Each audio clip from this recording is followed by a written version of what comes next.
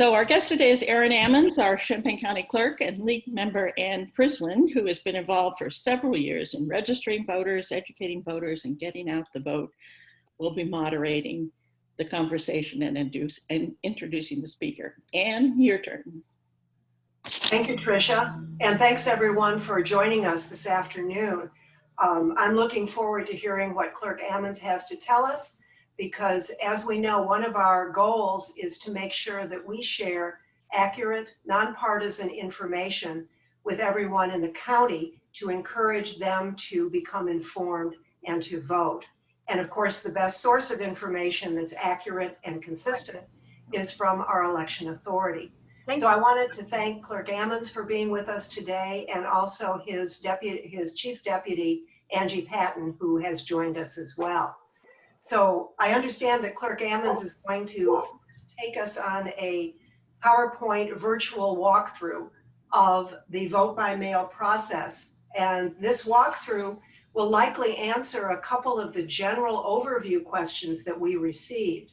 They mostly deal with the fact of, obviously we're expecting a large number of mail ballots this year, and there are concerns that all votes will be counted effectively and appropriately in this election.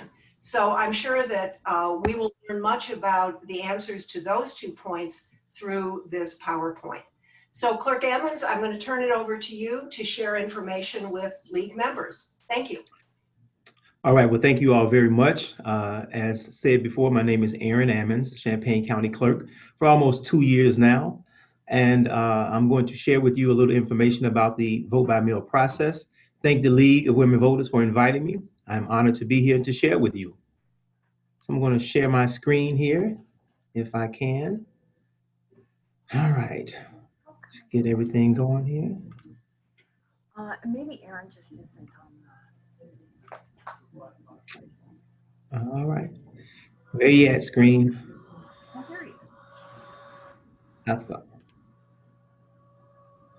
So I've got it up, but it's not showing up where you all can see it. We can see it. I can Oh, see you it. can? I can. Peggy Patton and Todd Kinney. Okay, well, it's Clerk Ammons, that's yeah, great. there's also another screen showing behind it, I think. All right, let me see if I can move it when it's time to move it. Okay, all right, here we go then. So I've given you all my name as the county clerk. Let's see, screen number 2, here we go. So Governor Pritzker signed SB 1863, expanding vote by mail amid the COVID-19 pandemic. And so that opened up a lot of different options and opportunities for us for vote by mail to do things a little bit different.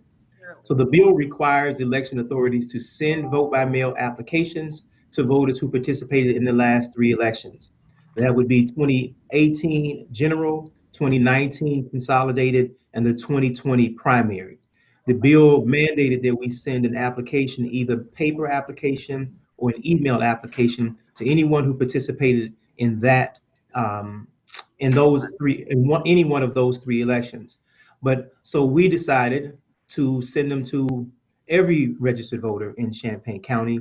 So we sent out 117,000 applications. So something else that changed is that election day for this election, for the 2020 election, is a state holiday. 16-year-old high school students can serve as election judges, where previously you had to be at least 17 or a junior or senior in high school with a particular grade point average and with the permission of the principal and your parents. So the early voting hours have been expanded here at our office in particular. One of the things that you all should be aware of, and we're going to continue to try to get as much up-to-date and accurate information to you all as soon as possible, is that some of the rules are being debated or being upgraded and changed by the State Board of Elections. So recently, where we were able to take requests over the phone, for instance, we are no longer able to take those requests over the phone. And then also, due to some of the extended hours, like on Sundays, for instance, we started to run into a lot of problems with churches. And so we reviewed that, or the State Board of Elections has reviewed that aspect of the expanded early voting hours, and we are only obligated to stick to those hours that were put into SB 1863 at the clerk's location. The other temporary sites, we do not have to have those extended hours, so we will be making those adjustments, and we'll get that information out to everyone today. Just 1 second.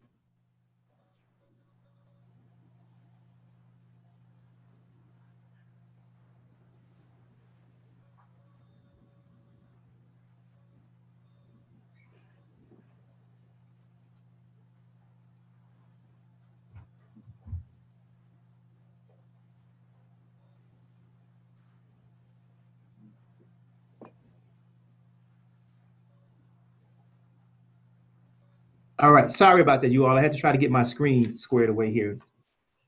So the other thing is that the requirement to reject voter signatures changed to a 3-judge panel. And what has to happen in order for a signature to be rejected is that all 3 judges have to agree that that signature is, it does not match the signature that is on file for that particular voter. What else? The use of drop boxes is something that was allowed. It was not mandated. It is allowed in SB 1863. So of course, I wanted to take advantage of that because I have been studying vote by mail and the drop boxes prior to SB 1863. So we will have 7 drop box locations in the Champaign-Urbana area. They will be at the U of I Quad on the south side of the Illini Union, which will only be accessible by bike or by foot. Then we'll have one in the Brookins, at the Brookins building here at in the Circle Drive. We'll have one at the Champaign Public Library. Now, careful with this one because I'm saying Champaign Public Library because in my conversations with the library, we wanted to find a location on the site, in the parking lot, but it did not work. So the suggestion was to use the right-of-way on State Street in between Edison Middle School and the library. So this particular drop box will be in the right-of-way on State Street, on the east side of State Street. So a voter, a driver could pull right up and put their ballot right inside the drop box and keep going. So that's where that one would be, but it's listed as Champaign Public Library. The Urbana Public Library is another place, and it will be in the parking lot of the Urbana Public Library. Also the Douglas Branch Library will have one in the Circle Drive of the Douglas Branch Library. After speaking with a couple of people on the county board, raised a concern about the west side of Champaign, more access. We expanded to Sholem Pool. So there's a big circle drive when you drop your children off or take your children to Sholem Pool. It will be in that circle drive. And then the last one will be in the CU Public Health parking lot, in their east parking lot as an exit. So people will be able to access the drop box from there as well. So that brings us to 7 locations. They are all 24-hour locations. The vast majority of them will be covered by security cameras. And those that do not have security cameras, we are working with some of the other institutions to see if we can work something out with them to have some sort of camera coverage on those boxes that are not covered currently by security cameras. They are all in well-lit and highly visible, well-trafficked areas to try to make sure that the public has an opportunity to put eyes on these boxes and to serve as a security measure as well. So one of the things that we're going to do for the surrounding areas, because our goal would be to have these drop boxes all over Champaign County. But because the legislation is not permanent, nothing in this SB 1863 is permanent. So this is a pilot program, and I did not want to spend, a bunch of the taxpayers' dollars trying to put these boxes all over Champaign County until it was a permanent fixture in the statute. So, but to address some of the concerns in the rural areas, what we're going to do is every Saturday in October from 1 p.m. to 3 p.m., we will be in Rantoul at the Gathering Place, the Tolono Public Library, St. Joe Prince of Peace, and Muhammad at the Lake of the Woods Elks Pavilion. We will have a Democratic and a Republican election judge with a mobile drop box unit where individuals in those rural areas will be able to use the drop box access in the same way that folks could use it here. It'll be limited, but it gives them some access in those rural areas until we're able to establish permanent drop boxes in some of those rural areas. One of the things that comes up with us over and over again, because this is new to our electorate in Champaign County, well, this type of access is new from a vote by mail standpoint, is that we really want people to distinguish between an application and an actual ballot. We have people calling saying, hey, I've received my ballot. When am I supposed to get my ballot? I signed up. So they don't quite understand that we're in the application stage right now. And we will be accepting applications all the way until October 29th, basically. And so the ballots won't get mailed out. We won't start mailing ballots until September 24th. Legally, and from a mandate of the statute, we cannot start mailing ballots to the public until September 24th. And that is when you start mailing them. So please make sure people understand that is not when they will receive their ballots, it's when we will start mailing them. And that window could be a 2 to 5 day window for first class mail. And if there's a slower process, it could be 7 to 10 days. But that's when we will begin mailing them. And the earlier people turn in their application, then the sooner they will receive their ballot, meaning after the 24th. Because with our mail service provider, we need to send the file of names and addresses and things like that to the mail service provider in time for them to pull together the mailer and be ready to send it on the 24th. So hypothetically, anyone who has turned in their application before September 10th, they will be a part of that first wave. Now I'm giving you all a date just so that you can have an idea of what I mean. That's not a date that's locked in, but individuals who turn in those applications as soon as possible will definitely be a part of that first wave of ballots that will go out on September 24th. So the earlier people turn in their application, the sooner they will receive their ballot. And we're encouraging people to do just that. And we'd ask you all to help amplify that message. We can register online. What you see there is the portal on our website, champaigncountyclerk.com. There are 3 places on the website: election information. There's a little red button. The word "here" is on the website. Once you click that, it takes you to this portal. You fill in this information, and if you've already registered, you can use this information to check the status of your ballot.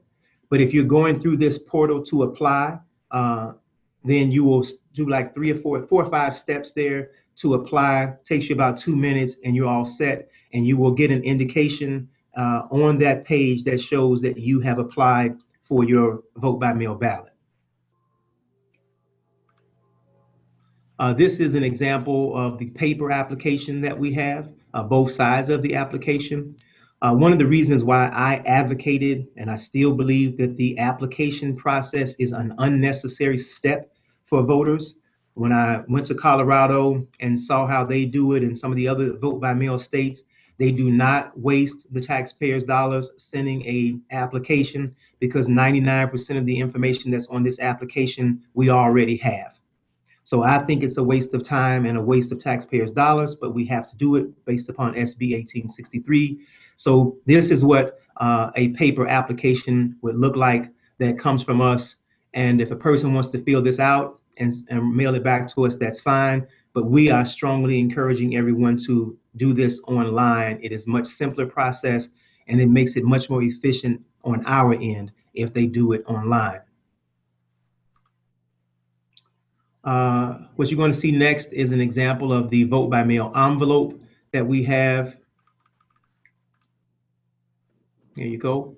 So there's some slight changes to this envelope after we've started working with the United States Postal Service, our mail service provider, as well as our mail sorting machine.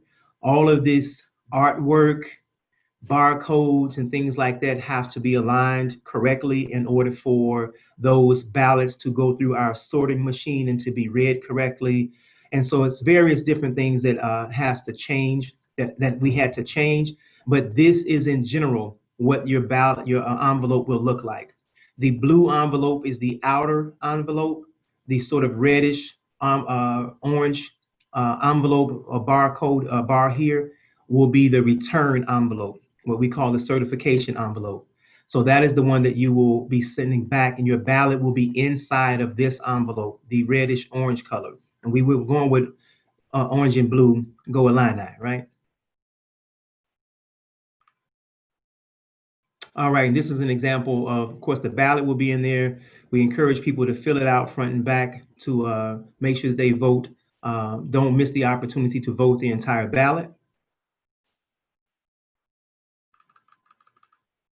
And here's another example of one of the things that we see most often is that individuals forget to sign. So we usually put a little sticker or something on here, but this envelope was our envelope that we used in the primary, and this large flap would come down and cover all of this. However, we've had to make that change where this will not be covered anymore for various different reasons. So it's going to help us processing the envelopes through the sorting machine because we need to have access for the sorting machine to read the signature, and that helps us through the verification process of the signature. Next steps, voter votes. Absolutely excited about that. So the voter either mails it back or drops it at one of the 7 drop boxes in Champaign-Urbana. Now here's an illustration of, right here on the right, this is an illustration of what our decal would be on the side of our boxes. We put a little information about it's illegal, it's prohibited to tamper with this box in any way, shape, or form. Of course, our seal, our phone number, and the availability of the drop boxes, and making it clear that it is a ballot drop box. Here's an example of one in Sarpy County. This is not what our box will look like. For instance, this box is accessed from the front. We will access from the back. And our slit will not be this wide. It will be a little bit different. And this is more of a stainless steel. Our drop boxes are 1/4-inch steel, and they are 325 to 500 pounds. They will be orange, and they will either be bolted to the ground like this on a slab of concrete, or they will be cemented in the ground 2 or 3 feet down and with cement around the pole to make sure that they are secure. Of course, we are supporting our U.S. Postal Service, and you can just drop your ballot in the mail or put it in your mailbox and put your flag up. The Postal Service will pick them up. Every ballot, every envelope will be considered first-class mail, and we'll have tags on our freight that will highlight them as priority mail, as election mail. Believe me, the United States Postal Service is very, very aware that everybody's watching, and they are doing everything that they possibly can to make sure all of this mail takes precedence over everything else.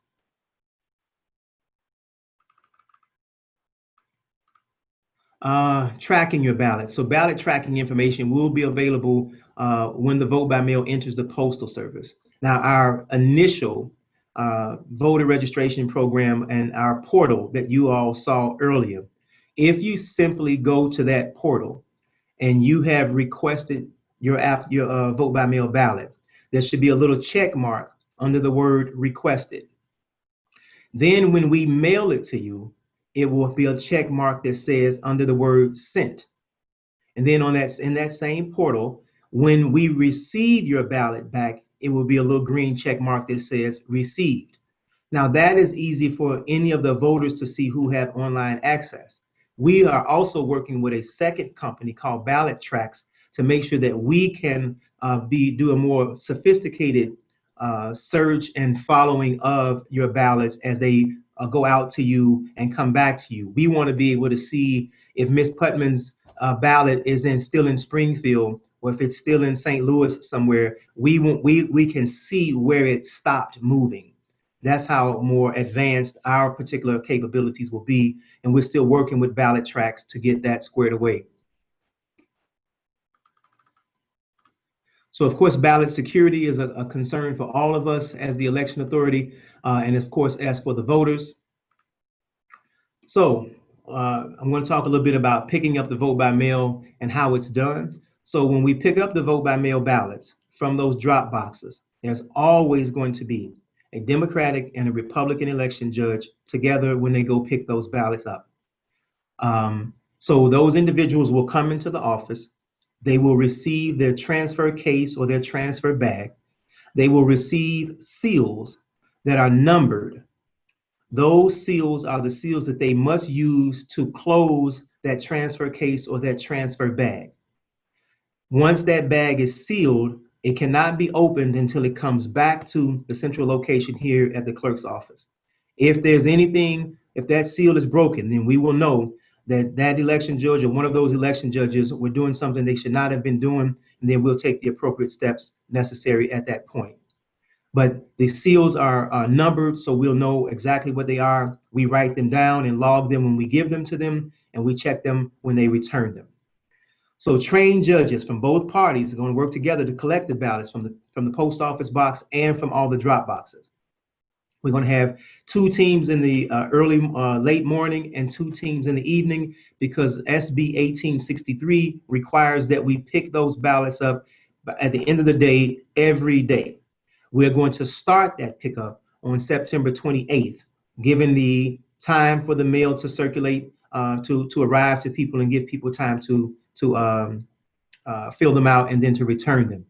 I want to also make a note here that we all know that we are dealing with COVID-19, and I wish I could express to you how much it is affecting our work here in the office, because it has delayed many of the arrival of some of our equipment.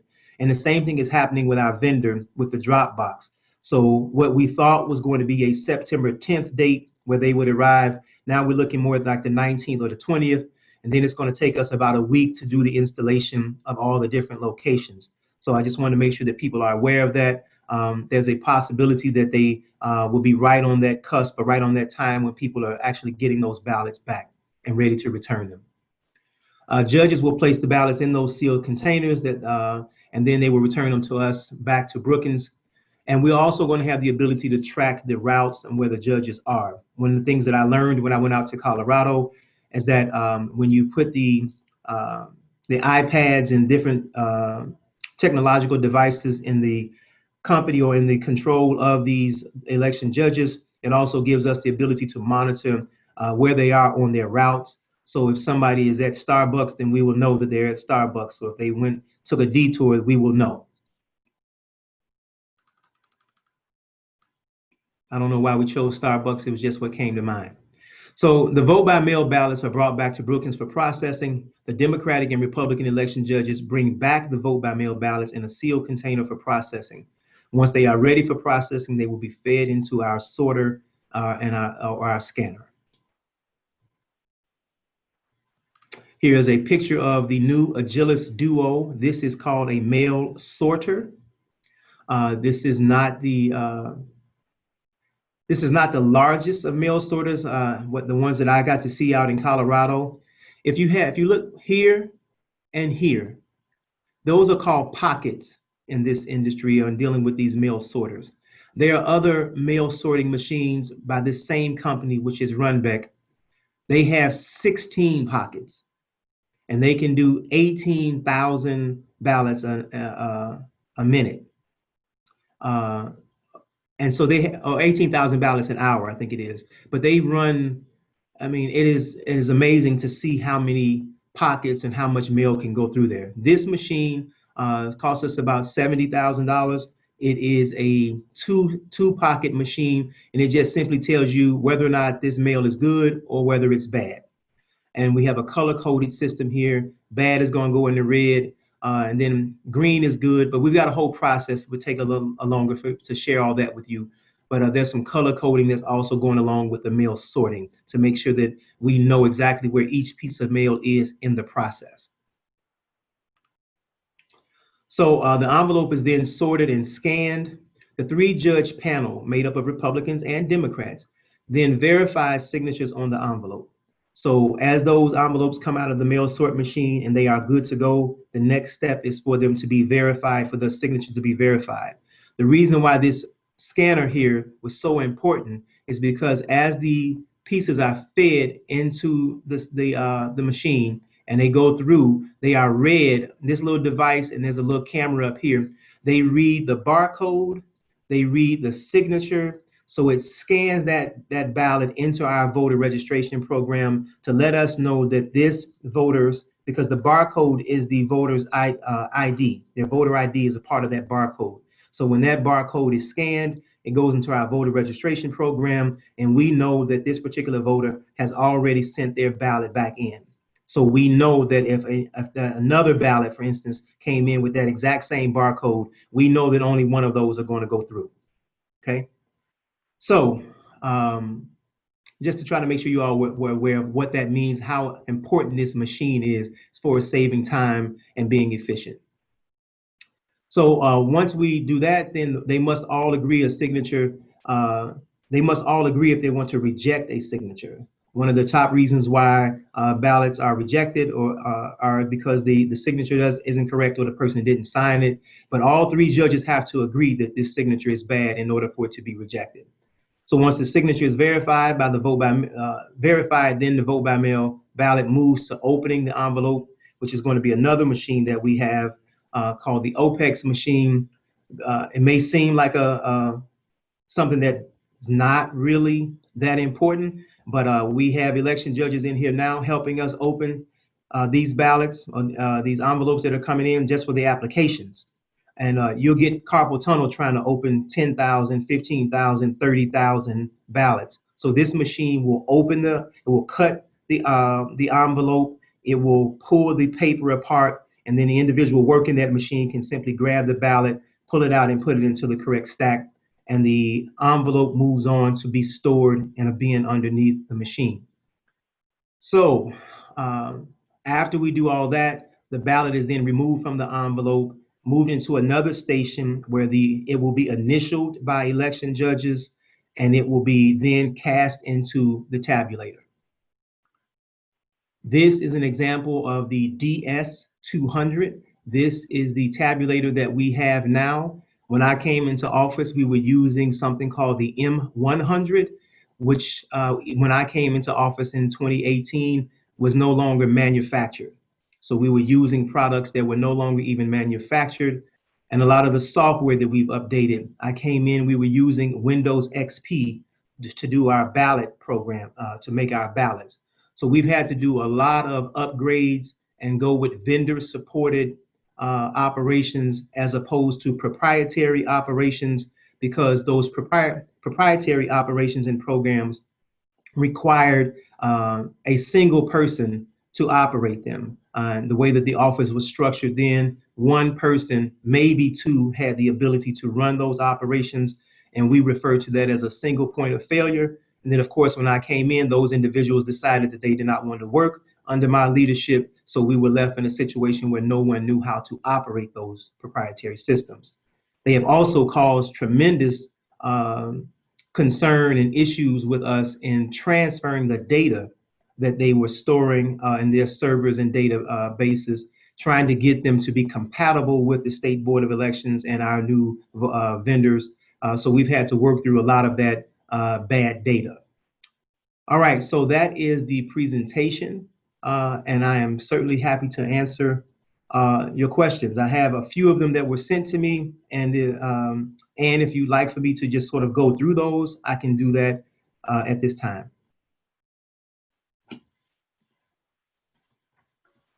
Aaron, thank you so much. If you'd like to stop sharing your screen, Oh, yeah. to see more folks, that would be wonderful. I All really right, is that me? appreciate the level of detail, and I'm sure everyone here does as well. We do have a variety of questions for Aaron, and we'll try to get to hopefully all of them, but we'll start maybe, Aaron, if you would mind, with a couple of more general questions, just to cement in our minds all of the detail that Aaron has provided to us. For example, if you could share with us specifically the changes you've made given the expected large number of mail ballots that the county will be receiving this year. So if you could just itemize again some of those specific changes. Yeah, so we're talking about a mail sorter machine, a opening machine, new transfer cases, color-coded systems to make sure that we can follow the ballot through each process. We're going to have more vote-by-mail election judges. The drop boxes are very critical to this process. So those are some of the things that we've done to try to be prepared for the high volume of vote-by-mail ballots that we anticipate. Thank you for that. And another question similar dealt with the question of how are you going to ensure that all votes are counted, again, given the large numbers expected? What steps have you taken to make sure that will happen? So I don't know, that's kind of a loaded question for me. I'm going to make sure all the votes that are in on time are counted and counted accurately. That's just what we do. So yeah, go ahead. Can you remind us the rules in Illinois, only because, you know, we all see so many things on the internet which are not necessarily true in Illinois. What is the deadline for returning or for having mailed ballots count? Okay, thank you. Yes, so it must be postmarked by November 3rd or sooner. If it's postmarked November 4th, we cannot count it. Any day after November 3rd, postmarked after November 3rd, I don't care where it's coming from or who sent it, it cannot be counted. If it is postmarked November 3rd or sooner, and it comes to our office on or before November 17th, then we will be able to count it, because there's a 14-day window after election day for provisional ballots to be protested or to be accepted. That 14-day window also applies to the vote-by-mail ballots that are still trickling in from wherever they're coming from, throughout the country, overseas, wherever they may be coming from. As long as they are postmarked by November 3rd and they are in our possession no later than November 17th, then they will be counted. Thank you for clarifying those dates. Erin, this is Minnie Pearson. Really quick, and this has been brought to my attention by a number of people in the community, stating that they don't always sign their name the same way all the time. And so they were concerned if something is out there and they sign their name a little different than normal or at some other time, how would that be used? Okay, so we are very aware that signatures evolve. You know, my signature used to be 2 circular A's, and now it's 2 very pointed A's. And we know people, they just change it for various different reasons, or they use some of these mechanical devices or digital devices, and so they're not spot on. We are looking for similarities. We are looking for a signature that is just, there's no way this is the same signature. So I really would like for you all to help us convey to the voters that we are going to err on the side of enfranchisement at every opportunity. If it's close, it's going, okay? It's going to pass. And all 3 judges have to agree that it doesn't match. So you're talking about 2 Dems and 1 Republican, or 2 Republicans and 1 Democrat, but all 3 of them must agree that a signature absolutely does not match in order for it to be rejected. So if it's close, you're going to be fine. I can certainly confirm that as an election judge at the polls, that's exactly the way it operates when we're working in polling places as well.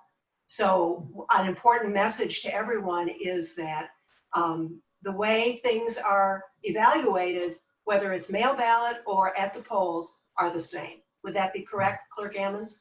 Yes, it is. And I would encourage people, I know your name might be William Dixon on your voter registration card. And if you show up and sign Bill Dixon, it may cause some concern, but I think most people know that, okay, William, Bill is going to be the same. But I encourage you to sign your poll book in the way that you sign your name in other places. That would be when you show up to vote. If you show up to vote in person and you're signing our poll book, I encourage you to sign the way that you have on the full name that you have on your voter registration card or that you have on your ID, just to make things as simple as possible. Thanks for that clarification. Kathy Hatch is monitoring the chat room for us, and we do have several questions, Kathy, that were submitted in advance, but there was something you wanted to bring to the group's attention? No, just some other questions. So when you're done. Okay, we'll try to get to as many as we can. If not, we'll share them with Clerk Ammons and hopefully be able to get answers back to us as we move forward with that, if that's okay. Just if you would clarify for all of us, are vote by mail and absentee voting basically the same thing? Yes, they are. So absentee voting was the title that was basically used early on when you had to provide an excuse in order to vote by mail. There was a time when you had to show the election authority that you were going to be out of town or there was some sort of health issue that you had, but you had to offer an excuse as to the reason why you would get access to a vote by mail option. Of course, many of you may be aware that soldiers have been voting by mail since the Civil War, but not all of these citizens were able to do that. So you had to provide an excuse, and it was considered absentee voting. Now in Illinois, you do not have to provide any excuse at all. You can just simply say, I want to vote by mail. So mail-in voting, vote by mail is basically the same as absentee voting. Okay, thanks for that clarification. You had said in your comments, you had given us a sort of a, we'll call it a guideline date for how soon to get our requests for mail ballots in. Are you also willing to give us a guideline date for the last date that I can safely mail my ballot back through the postal system? You know, listen, technically, you can come in or you can get a ballot, request that ballot on November 3rd. If you take it home and fill it out and put it in the mail and it gets postmarked by November 3rd, then you're fine. I do not recommend that, okay? I do not recommend that. I recommend that you get your application in as soon as possible and you return your ballot as soon as possible to prevent any such delays or any particular issues that could potentially happen, okay? So I do not recommend that. Now, when you think about us mailing to you, we're not going to mail any more ballots to individuals beyond probably October 29th, because it's going to take 2 to 5 days for it to get to you. And we don't want you to think that you've got your ballots going to come in time for you to use it and get it back and get it mailed back in. So come October 29th, we will stop mailing ballots to people, and we will strongly encourage you then to either vote to vote early or to vote on election day at that point. So in terms of when you would suggest we mail our ballots back if we're going to use the Postal Service, what's your best guideline? September 30th. I'm just saying, I'm trying to stress for you all, don't wait. Don't wait. Do it as early as possible. It's going to help. Listen, it's going to really streamline the process for us here in the office. It's going to get us closer to an unofficial announcement of winners on election night. Because if I have to process 10,000 ballots on after November 3rd, no one's going to be announced as a winner that night then, because there's just too many ballots out there. So if you encourage people to get those ballots in as soon as possible so that we can process them and cast them and then be ready to count them on November 3rd, they would be a part of that count on the night when the polls close.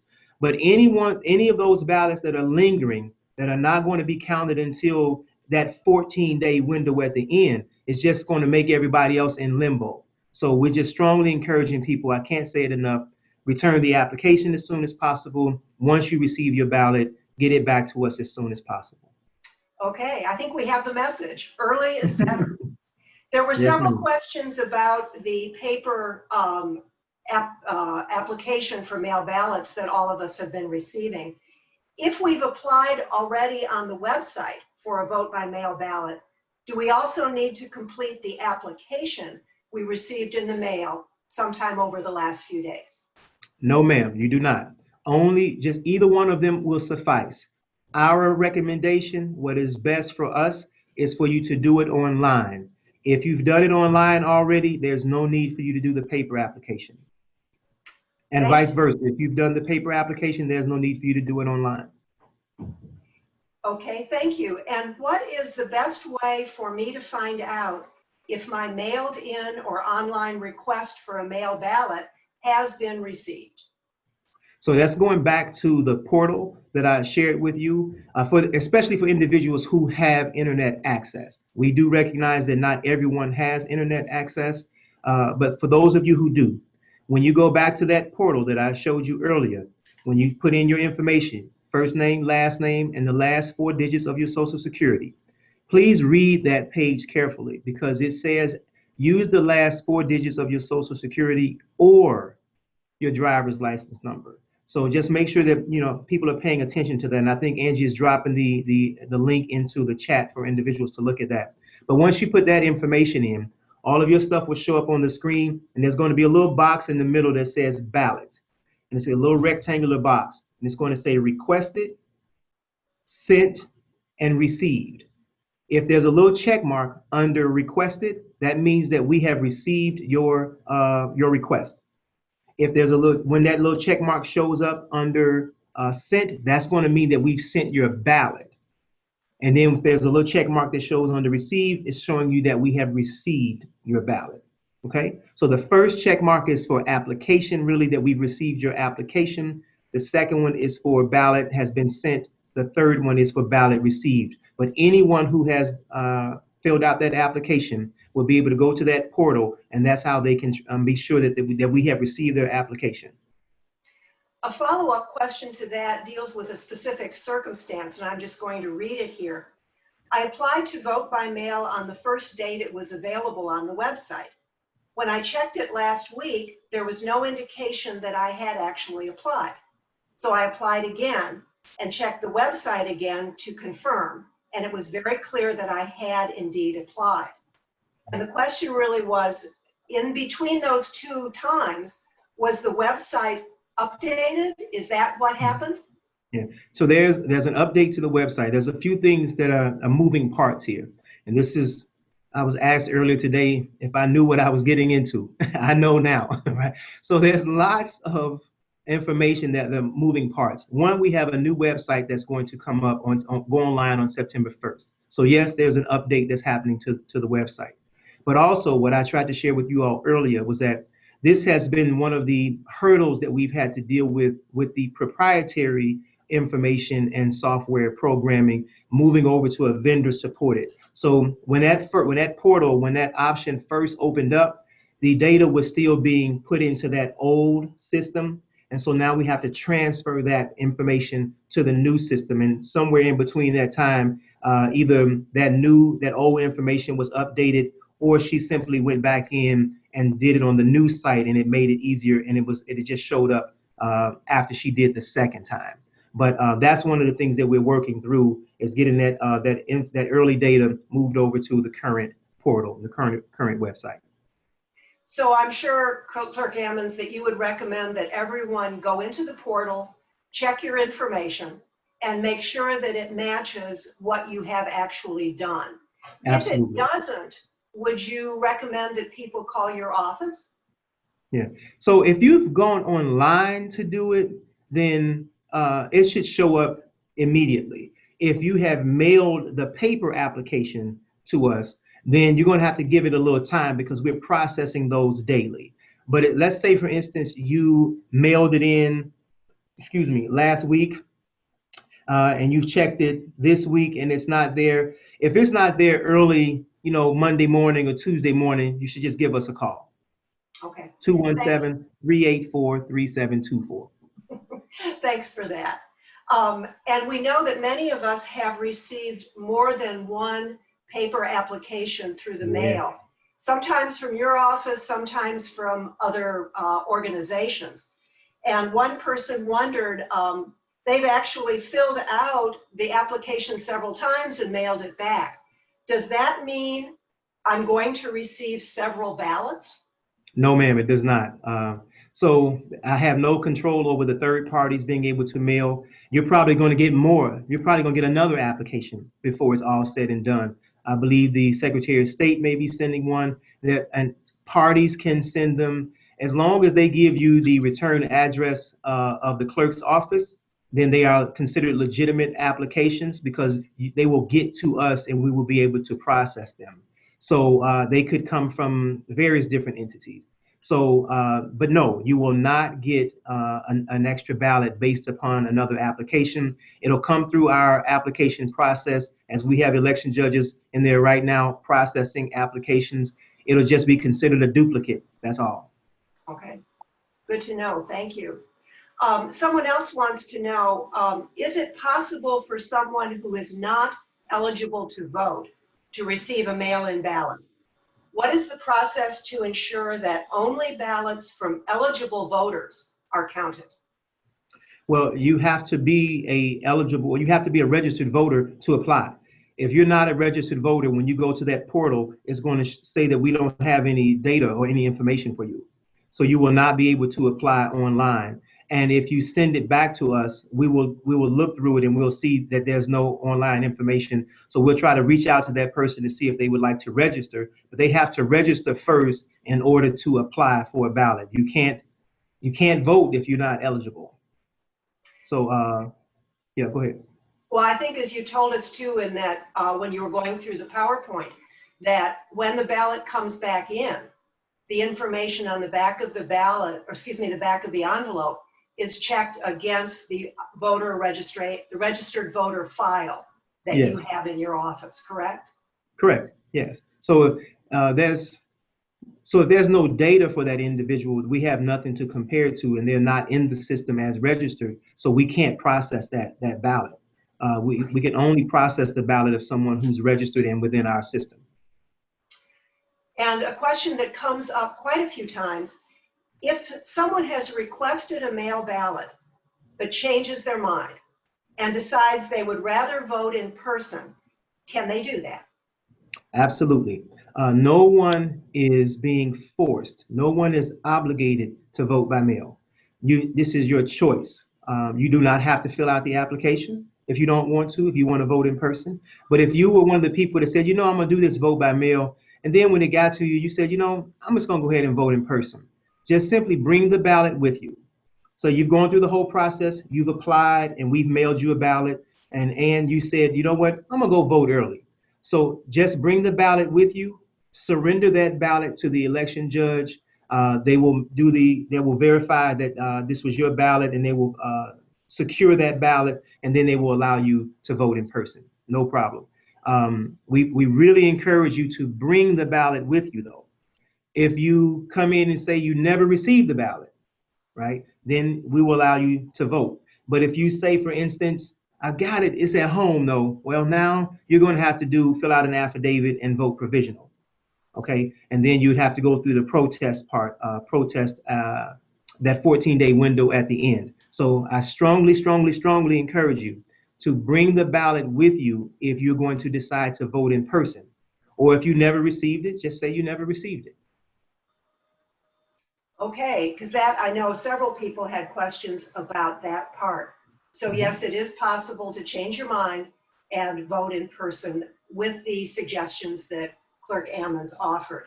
We had one specific question related to addresses, if I may. This person had entered their address in Florida where the ballot was to be sent, but it was delivered to their Champaign home address with the Florida zip code. This was for the primary. So this writer was still able to vote because they had someone checking their mail at their residence here in Champaign-Urbana, but wants to know how will the office be working to make sure that errors like that don't happen? Yeah, so I do want everyone to remember, first of all, I apologize to that voter. We don't want things like that to happen. We want to try to be much more efficient than that.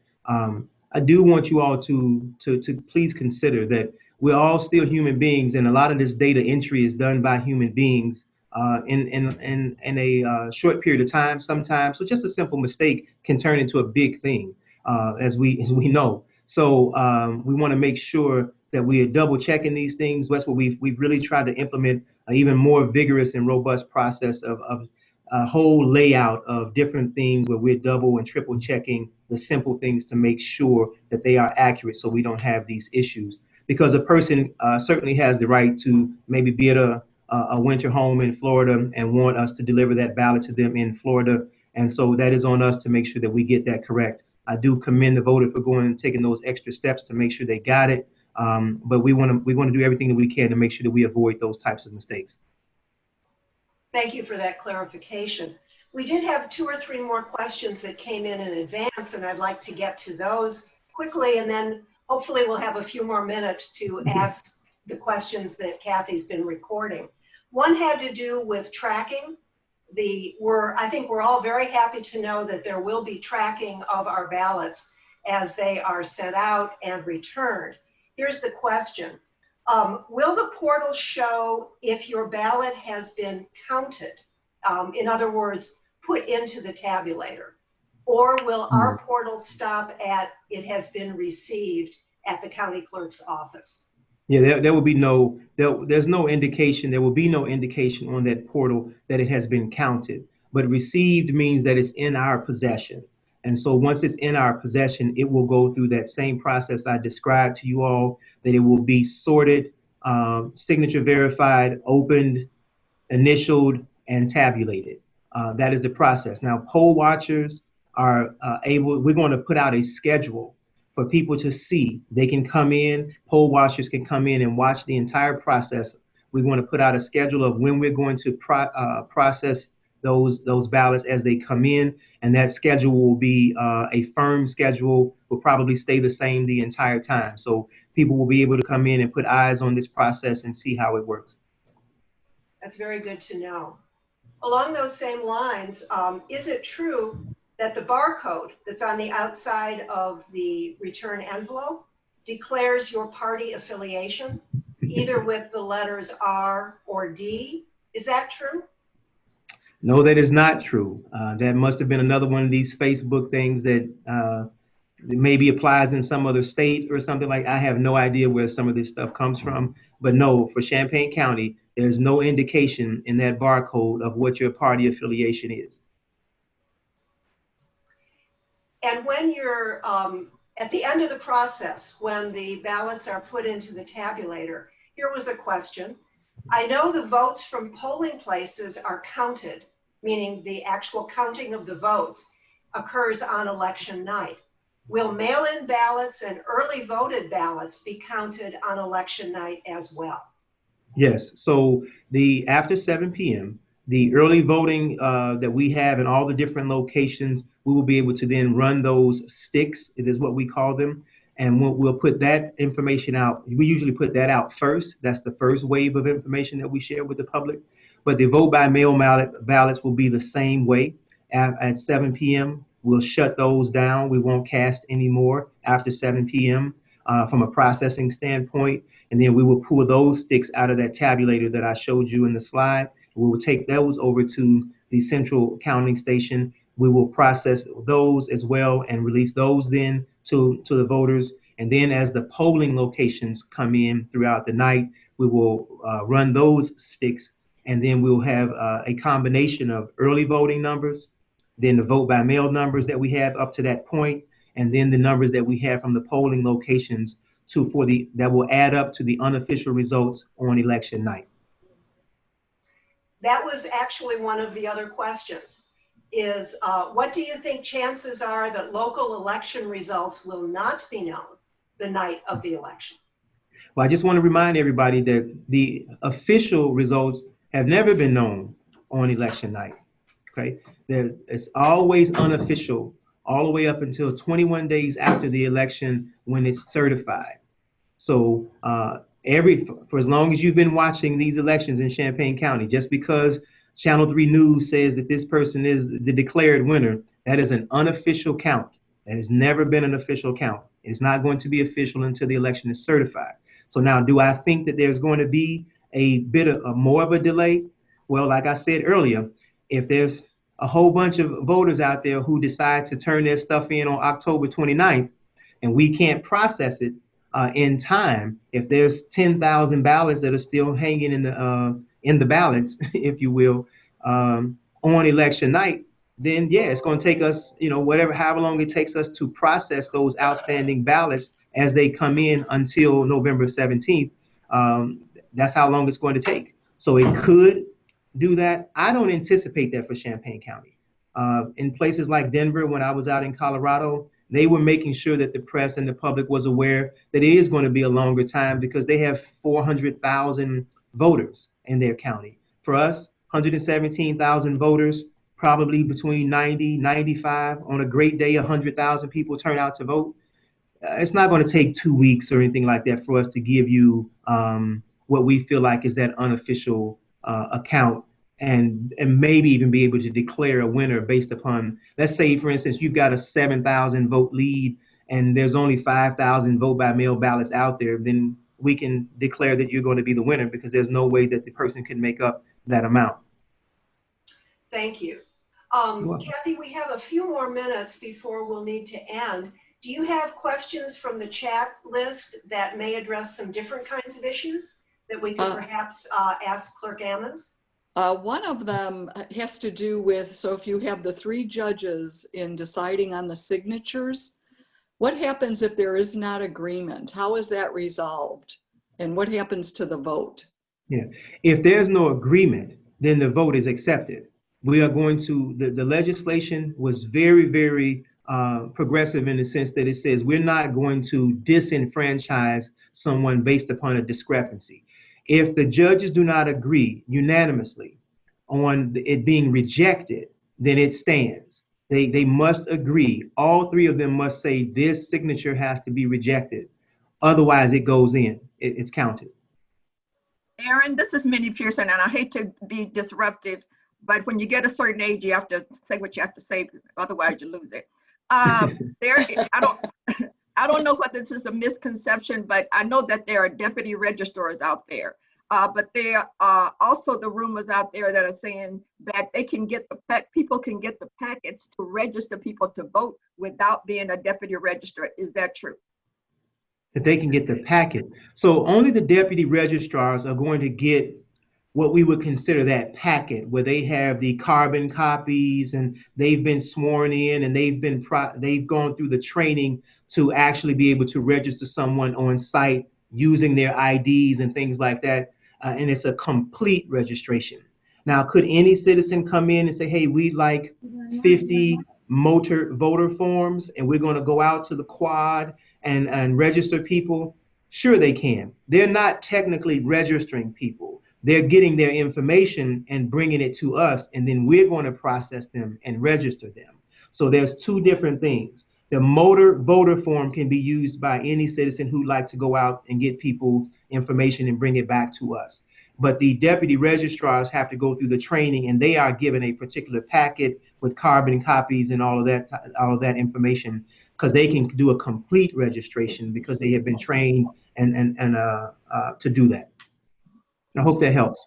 Thank you. Kathy, are there any more that we can ask in the last couple of minutes here? Just one on what happens to the drop boxes after the election. And I saw your deputy answered it in the chat room, but if you would talk about that and whether you think the state will make that permanent. Yeah, so this is considered a pilot program. I am confident that they will, because one of the things that I learned out in Colorado, and I keep referring to Colorado because it was a very eye-opening experience to see that level of investment in elections, the way that they do. So there's 95% of the people in Colorado vote by mail. Only 5% of them actually go to vote in person. Of that 95%, 65% of them use the drop box. So out of every 100 voters, 65, 67 of them use the drop boxes to return their ballots, which of course is probably why we haven't heard much about a concern in Colorado about the postal service and things like that, because that takes a tremendous a load off of the postal service as far as returning ballots. So I do think if Champaign County embraces this the way that I think they will, and it's already getting, I really haven't heard many complaints at all about the drop boxes. I think rural areas want them. I think Democrats, Republicans, it doesn't make a difference. They think it's a good idea. So I do think it will stay around. They are permanent. So what's going to happen to them? They're going to get locked up, and they're going to get cold, and they're going to get wet, and they're going to get hot. And they may get used again. And they will get used again, is my hope. Yes, indeed. Okay, well, And Kathy, Trish, well, one more question. What happens if a person's ballot isn't signed? What will you do what happens to their vote? If we have, and we'll have their name, we can try to reach out to them and say, hey, listen, you sent this back in, but you didn't sign it. Would you like to come in and sign? Because we can't process it until you sign it. So we will give the voter that option to do that. Will you do that during the provisional period, that 14 Yes. days? Yes. Mm-hmm. Yeah. well, thank you everyone for wonderful questions. And Clerk Ammons, thank you for that wonderful overview that gave us so much a better idea of how the whole process works. And we really appreciate you and Angie Patton being here to take time with us today. I hope that there's a way that we can capture the other questions in the chat, and we'll send them to you if possible. And as you all know, the League of Women Voters website has lots of up-to-date and current information on the election. And everyone, of course, is welcome and encouraged to use the League website. Thank you so much, Clerk Ammons, and thanks to Kathy and to Teresa and Tricia for setting up today's meeting. So everybody, let's go vote. So listen, I just wanted to say quickly, thank you all for inviting me. Send me the questions, send them to Angie. We will definitely respond to those questions and get them back to you as soon as possible. And thank you, the League, for being a part of the Safe Vote Coalition. It's really, really important that we make sure that our citizens stay safe and still are able to exercise their right to vote. So we thank you all very much for your time and your support. Thanks, everyone. We'll talk soon. All right. All right, y'all have a great afternoon.